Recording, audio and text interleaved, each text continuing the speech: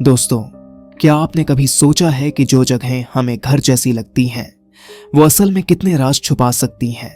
आज हम आपको एक ऐसी कहानी सुनाने जा रहे हैं जो चार दोस्तों के एक वीकेंड ट्रिप से शुरू होती है और एक खौफनाक सच के साथ खत्म होती है।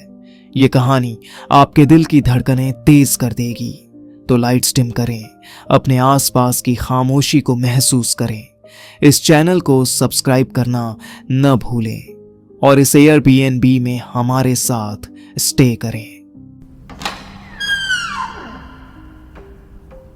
ये कहानी है चार दोस्तों की, अर्जुन, माया, रोहन और काव्या की।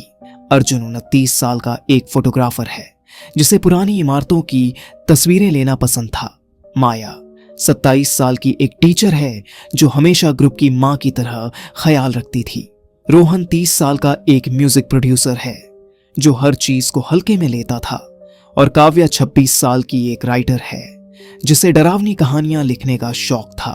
चारों ने फैसला किया कि वो दिल्ली से कुछ घंटे दूर मंसूरी के पास ही पहाड़ों में बसे एक छोटे से कस्बे में वीकेंड के लिए एक एयरबीएनबी बुक करते हैं और अपना सामान गाड़ी में रखकर निकलने के लिए गाड़ी स्टार्ट करते हैं। 15 मार्च 2023 की दोपहर वो मसूरी पहुंचे। एयरबीएनबी का नाम था द ओल्ड हेरिटेज कॉटेज। ये एक पुराना ब्रिटिश जमाने का घर था जिसके लकड़ी के फर्श और ऊंची छतें उसे एक खास आकर्षण देती थीं। उन्होंने कमरा नंबर 13 बुक किया। ऊपरी मंजिल से पहाड़ों का नजारा दिखता था। अर्जुन ने कहा, यह जगह फोटोशूट के लिए परफेक्ट है। माया ने हंसते हुए जवाब दिया, बस यहाँ से कोई भूत ना निकल आए। रोहन ने अपने बैग से स्पीकर निकाला और म्यूजिक चला दिया। काव्या ने कॉटेज की दीवारों पर लगे पुराने फोटो फ्रेम्स को देखते हुए कहा, यहां की हर चीज में कोई कहानी छुपी लगती है। शाम को चारों ने खाना बनाया, हंसी मजाक किया और रात 10 बजे तक सोने की तैयारी करने लगे। लेकिन उस रात की खामोशी कुछ और ही कहानी कहने वाली थी।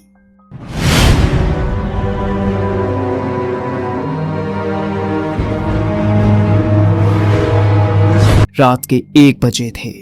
चारों अपने अपने बिस्तरों में सो रहे थे। कमरे में सिर्फ एक पुराना लैंप जल रहा था जिसकी रोशनी दीवारों पर अजीब सी छायाएं बना रही थी। माया की नींद अचानक टूटी। उसे लगा जैसे कोई धीरे धीरे खिड़की पर दस्तक दे रहा हो। उसने खिड़की की तरफ देखा। बाहर घना कोहरा था लेकिन एक साया साफ दिख रहा था। वो साया एक औरत जैसा लग रहा था जिसके बाल हवा में लहरा रहे थे। माया ने डरते हुए अर्जुन को जगाया। अर्जुन ने टॉर्च जलाई और खिड़की खोली। लेकिन अब बाहर कुछ नहीं था, सिर्फ कोहरा। उसने कहा, शायद हवा थी। लेकिन तभी कमरे का लैंप अचानक झपझपाने लगा और बंद हो गया।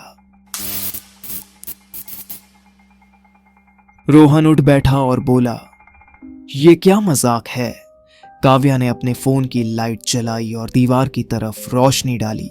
वहां एक छाया थी जो किसी के खड़े होने की तरह लग रही थी, लेकिन कमरे में उनके अलावा कोई नहीं था। छाया धीरे धीरे गायब हो गई। चारों के चेहरे पर दहशत थी। रोहन ने हंसने की कोशिश करते हुए कहा, शायद बिजली का खेल है। लेकिन तभी लकड़ी का फर्श चरमराया जैसे कोई भारी कदम कमरे में चल रहा हो। माया ने चीखते हुए कहा, यह कोई इंसान नहीं है। चारों ने फैसला किया कि वो सुबह तक जागते रहेंगे। सुबह 3 बजे कमरे में ठंड बढ़ गई थी। चारों कंबल ओढ़े एक कोने में बैठे थे। अर्जुन ने अपने कैमरे से कुछ तस्वीरें लेने की सोची ताकि बाद में सबूत हो। उसने कमरे की एक फोटो खींची। जब अर्जुन ने स्क्रीन पर देखा तो चौंक गया। फोटो में उनके पीछे एक धुंधली आकृति थी लंबे बालों वाली एक औरत जो उन्हें घूर रही थी। अर्जुन ने फोन काव्या को दिखाया और उसकी सांसें थम गईं। काव्या ने कहा, हमें यहां से निकलना चाहिए, लेकिन तभी दरवाजे पर जोरदार दस्तक हुई। रोहन ने हिम्मत करके दरवाजा खोला, लेकिन बाहर कोई नहीं था। जैसे ही वो दरवाजा बंद करने लगा, एक ठंडी हवा अंदर घुसी और कमरे का पुराना दर्पण अचानक चटक गया। माया ने चीखते हुए कहा, यह जगह शापित है। तभी काव्या की नजर एक पुराने ट्रंक पर पड़ी जो कमरे के कोने में रखा था। उसने उसे खोला। अंदर कुछ पुराने कपड़े, एक टूटी तस्वीर और एक डायरी थी। डायरी में लिखा था, मेरा नाम सरोज है। 1947 में इस घर में मेरी हत्या हुई। जो भी यहां रुकेगा मेरे साथ रहेगा। चारों के हाथ पैर ठंडे पड़ गए। काव्या ने डायरी को कांपते हाथों से पकड़ा और अचानक उसकी आंखें फैल गईं। उसने कांपते स्वर में कहा, मैंने पिछले साल एक कहानी लिखी थी। उसमें सरोज नाम की एक औरत थी जो आग में मरी थी। क्या मैंने इसे सच कर दिया? यह सुनकर सबकी धड़कन तेज हो गई। अर्जुन ने उसकी तरफ हैरानी से देखा और पूछा, क्या तुम क्या कह रही हो? काव्या ने सांस रोकते हुए जवाब दिया, मेरी कहानी में सरोज एक कॉटेज में मरी थी और उसकी आत्मा उन लोगों को ढूंढती थी जो वहां रुकते थे। मुझे लगा ये सिर्फ मेरी कल्पना थी। माया ने डरते हुए कहा, तो क्या ये वही सरोज है? तुमने इसे बुलाया? रोहन ने हंसने की कोशिश करते हुए कहा, यह कोई मजाक है। तुम्हारी कहानी सच नहीं हो सकती। लेकिन तभी कमरे में एक औरत की हंसी गूंजी। इसे सुनकर चारों की रीढ़ में सिहरन दौड़ गई। चारों एक दूसरे की तरफ देखने लगे, लेकिन तभी रोहन का स्पीकर, जो शाम को बंद करके टेबल पर रखा गया था, अचानक अपने आप चालू हो गया। सबके चेहरे पर दहशत छा गई।